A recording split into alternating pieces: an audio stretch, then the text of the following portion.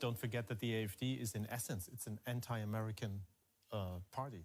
I mean, they have sympathies for Russia, not for the United States. Now, if an American or, well, he's South African, but anyway. But that's a misinterpretation.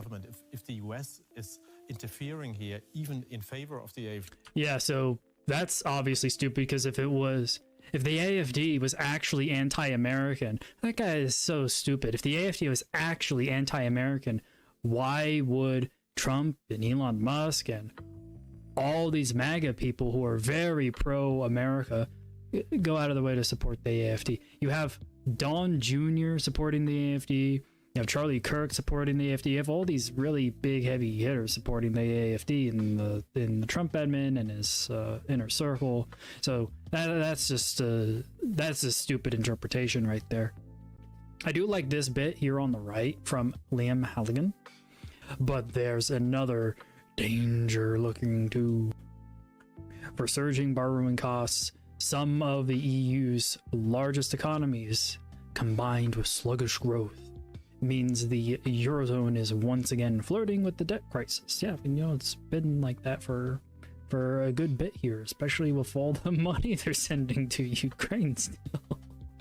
And the more money, since they had that meeting in Paris, right? The war party that went to Paris recently that wants them to even spend more money, right? They want to adjust the reason why a lot of these parties want to adjust the debt ceiling in Germany is so they can send more money to Ukraine, which is kind of hilarious, because today we had that thing from Zelensky. Here, I'll open my profile here. He's willing to quit the presidency if it means peace with Ukraine, which, that should be more bullish for the euro hearing that, because that means a higher likelihood of the war of Russia ending sooner. But he put a condition on it, and that's not what's in this title. Quote from Zelensky: "If it means peace for Ukraine, if you really need me to leave my post as president, I am ready. I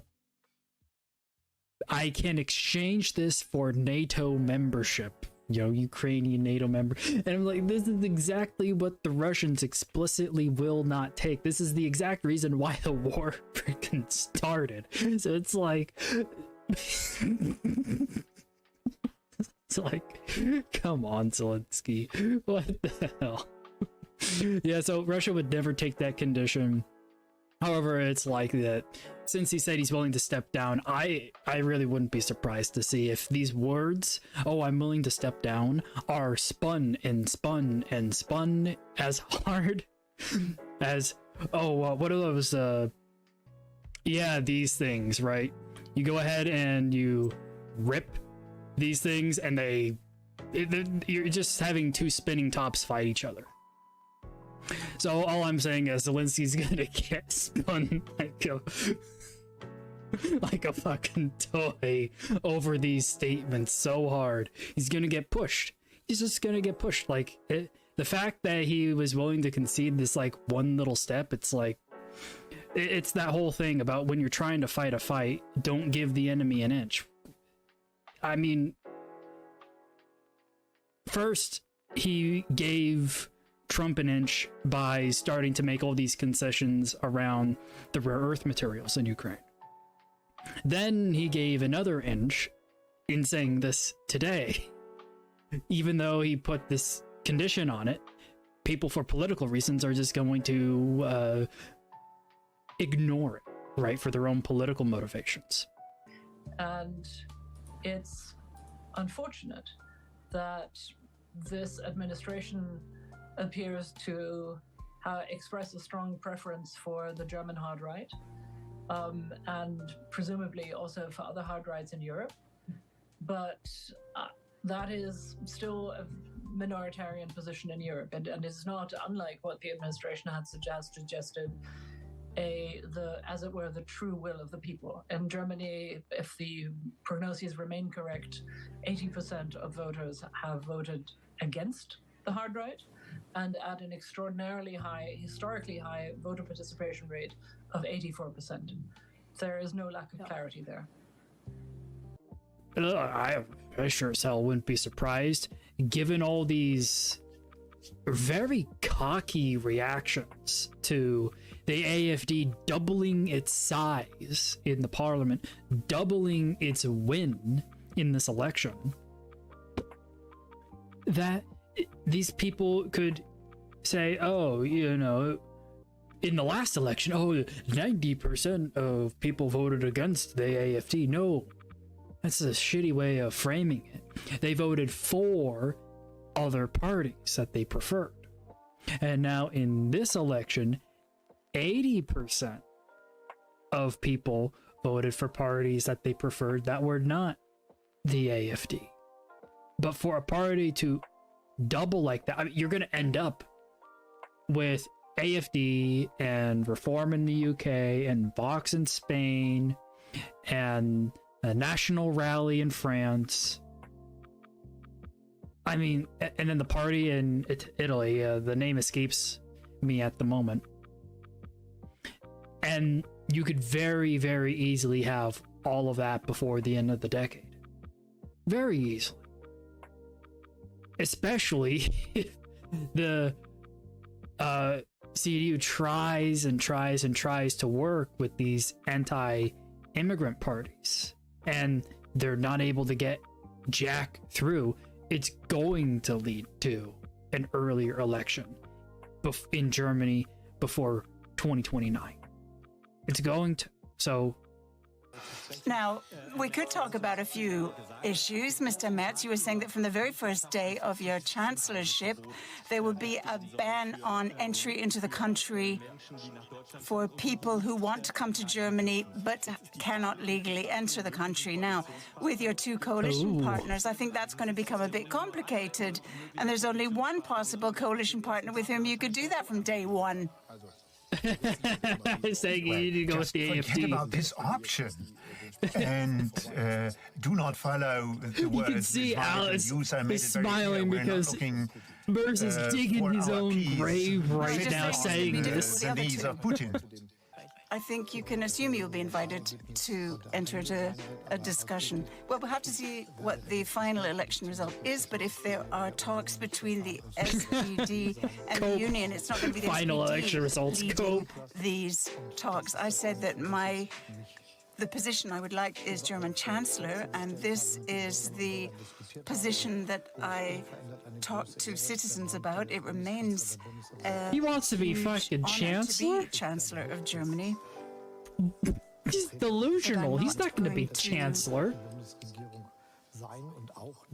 Be chancellor in a CDU-led country. Is my God. SPD going to increase prices? He says he wants to be SPD chancellor is with the CDU. very much representing social justice, a stable pensions, statutory minimum wage. That's what we're aiming for. Now, Mr. Habeck, It's you can like a also drive the huge middle prices finger up if you to want the to be part of it. CDU. But if we're staying with migration policy, is this something where if you enter into a coalition with 3 or 4 parties, Good do on you the think you will reach an interviewers. agreement and do it quickly? They're pushing him on immigration, saying, hey, can you form a coalition and get immigration reform Well, it's not a passed question quickly? that would go to me Because that's the alone, but I one was a bit linchpin worried. For, When you take a look for at the this AFD. talk, It's a coalition. All right, guys. system. Tell me Because in the there's been chat, so much, do you and this guys is one think of the this kind of is going to be good or long-term bad meta for the trends euro? in I have German my politics. thoughts. You see I it in have other them written European down in countries the too, chat is with someone. fragmentation. Tell me your thoughts. So, Is this for the election longest time result during the going to be Cold War, bullish you essentially had or 3 bearish big parties, for the well, 3 euro, parties and in specifically the Germany euro-dollar that kind of exchange rate? showed up in government. My initial thinking was there'd be a relief rally that the AFD hadn't been dominant. I mean, that could certainly happen. Eurodollar certainly could. I mean, they're very By the way, different Eurodollar is right personalities, here guys. They on the could hardly be chart. more different, you know, in terms of, physically. One is very tall. One Oh, is wow, look shorter, at that. One is Look at that expectation, right? Wants to be, a bit Drawing from all the way out here, all the way to over here. Sort of more reserved. I think we're going to be topping out for the month here. I think I think this is it. The tall man. I think this is it. Bangs his fist on the table Let's go is ahead. And by the way, if you want these appreciated. indicators, links also in the description. You get it through the Boss Trading Group. There's a 10-day trial if you want to try these ones out. So check this. taking risks that aren't fully thought through. Let's find out where the end of the month is likely to be. Oh, probably somewhere down here. The jury's out on whether Oh, probably somewhere around here, considering how high up we are. So now let's do one more thing. Coalition, we don't know. I mean, Angela Merkel, she managed to manage 4. Here, we'll put this guy on mute for just a moment. I want to check out my timing dots. And I want to increase this by, I think, 2 more percentage points. Yeah. All right, cool. And I want to see the clotheslines, please. Yeah, a lot of them are hanging out right around here. Yeah. Okay, let's turn off the future highs and the future lows real quick. We're gonna get a few more dots here, I think. No? Nope. Okay, so let's see here. That's going there. It's going down to about here. It seems like most of the closes end up making moves. Let me turn this off. Most of the closes end up doing something along these lines.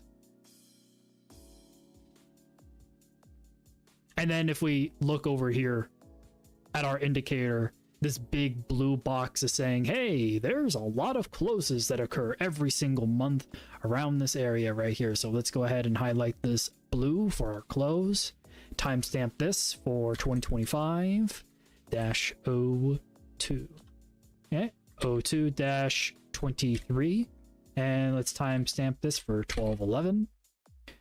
Always want to timestamp your trading expectations so you can keep track of, hey, when did I draw this arrow? When did I think about this? Why did I think about that? And so, yeah. Moving from technical indicators to statistical indicators have helped me out so much.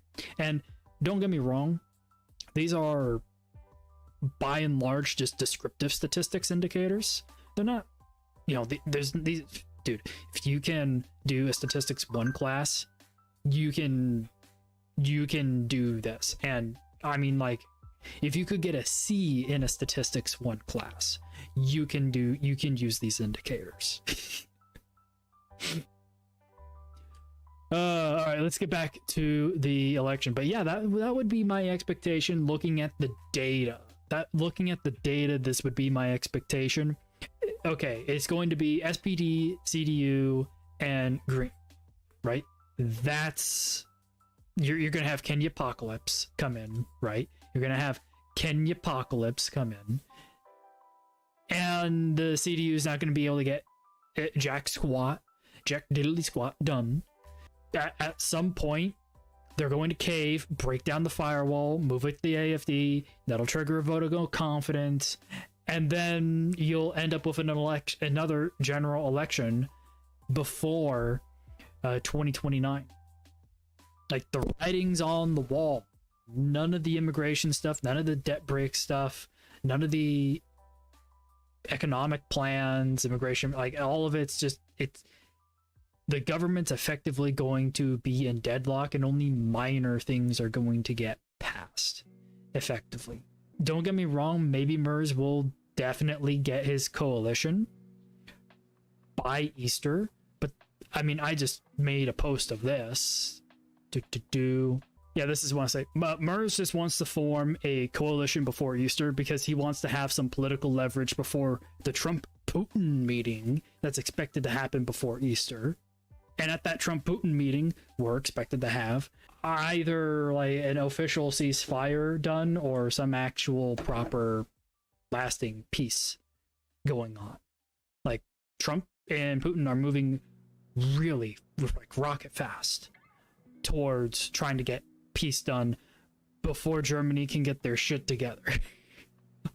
And what I said earlier on in the stream with first Zelensky backpedaling on all the stuff going on with the rare earth minerals in Ukraine, saying, oh, US, we'll, if you help us out, we'll give you these rare earth materials.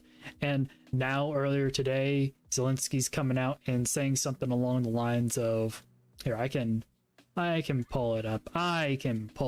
It's right here. Yeah.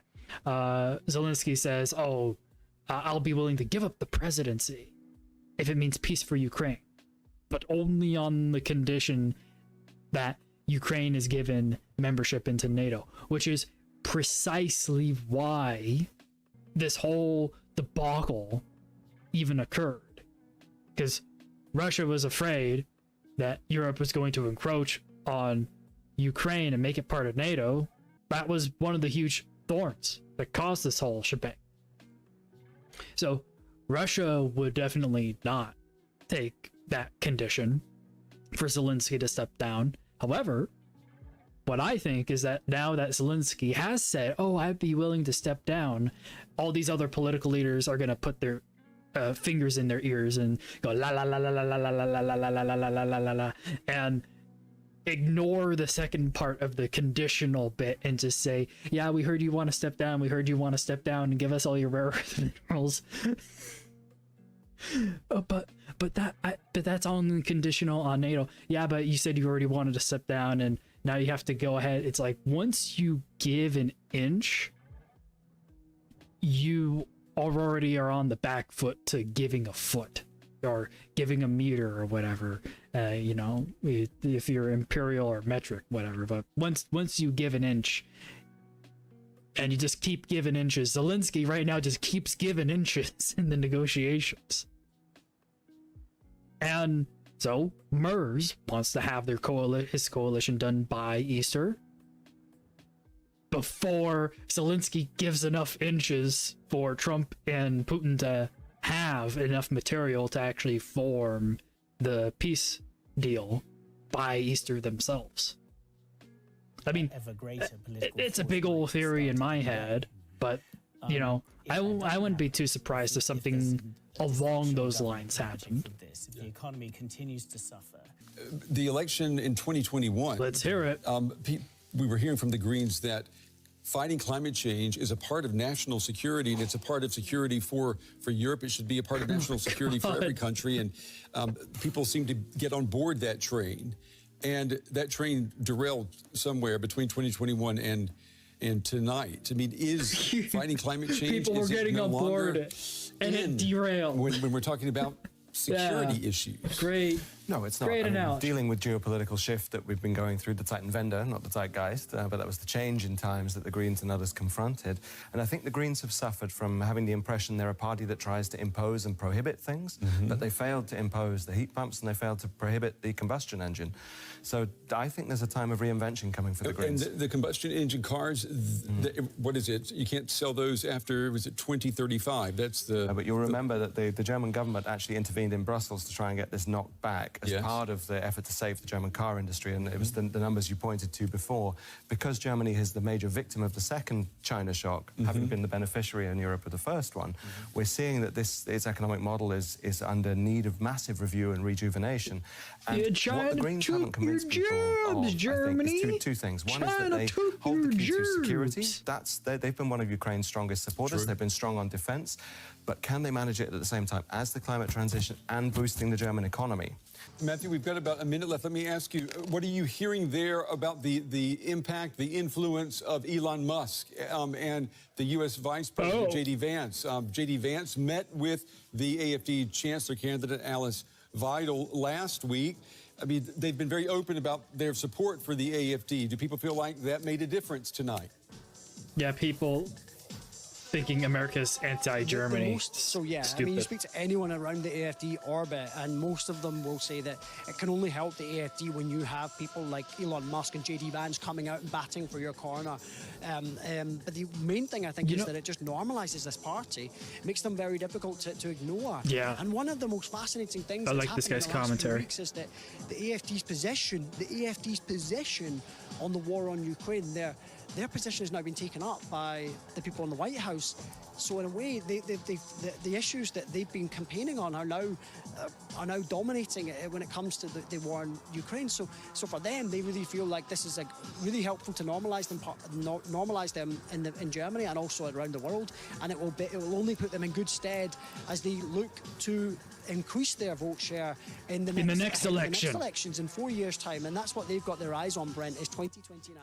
I have to say, I'm in lockstep mentally and strategically what this guy is talking about, because I just realized, oh, JD Vance going to meet with Alice Weidel. Notice how other commentators said, oh, it's very likely that Alice Weidel is likely going to be the head of the AFD into the 2029 election, or if it occurs sooner, whenever it occurs. So when's the next election for the US presidential election? It's 2028. Who's the current expected incumbent for that? It's going to probably be JD Vance, and Vance is doing a really great job politically. He's doing a fantastic job. So the fact that he met and gave his good graces to Alice Weidel, and if all this shit goes kaboom politically for the for the CDU rather, dude, the US is gonna be totally behind Germany's back. Totally behind Germany's back. And I just said, it's so smart. It's incredibly smart. It really makes me respect JD Vance a whole lot, because he's doing something that could ensure good relations with the largest economy in Europe, to be on very, very, not just amicable, but very friendly, positive, constructive political terms with Germany. If towards the end of the current term, this is by 2027-ish, 2028,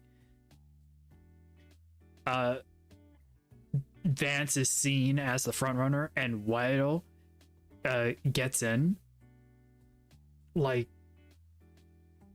that is it's putting down the chess pieces today in a way that helps create that path forward. Like the 2030s relationship for the US and Europe are literally being formed today with Weidel and Vance. The politics of the 2030s are being formed by Weidel and Vance today. It's incredibly forward-looking. Yeah, well, it's incredibly forward-looking. It really makes me respect Vance a whole lot. And I'm pretty sure that this stream is done now.